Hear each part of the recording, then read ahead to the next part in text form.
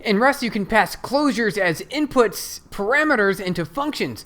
Also, it seems like it should be possible to also pass a function that you defined into a function to be able to call from that function. And you can do it. It's not just for closures, you can do it for functions too. And of course, yes, a function and a closure, they're basically the same, where you're defining a set of code and actions within a block. With a closure, you get the access to a local scope of the variables that can be captured into that closure and then passed around. Functions, however, are different, where they're essentially statically defined, and you define them up front. And so the cool part is you can do the same thing with closures you can do with functions. So say you've got a regular function right here on line 8, 9, and 10, just a function that says I'm a function. It prints I'm a function. If you want to be able to pass that to another function, you simply define your function input parameters like this: generic f, fn, and then your function. So now it knows that it's a function, and then you type function.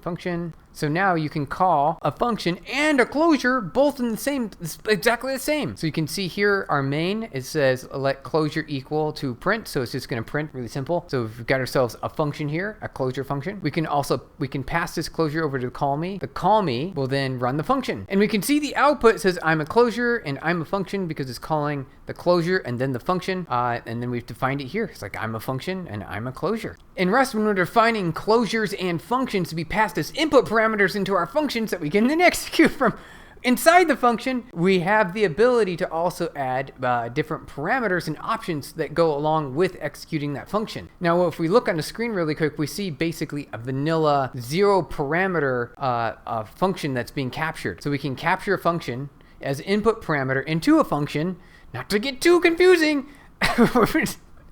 Just to let you know, you can do this if you want right now. So as you can see, there's no parameters that are being passed into that function reference, this reference function. But if you wanted to, we could pass something like a number and call that number, and then it can be used inside of that function. So we could say something like number I32, like that, and like this. And then we might want to include that here in both the function and the closure, because those are examples. And then it should work. I'm pretty sure that'll work.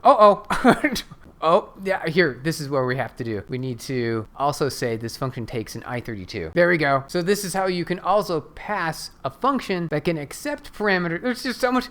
Oh, and I bet you could go, let's get more complicated. You can also return a function to be called on. So you're returning a function.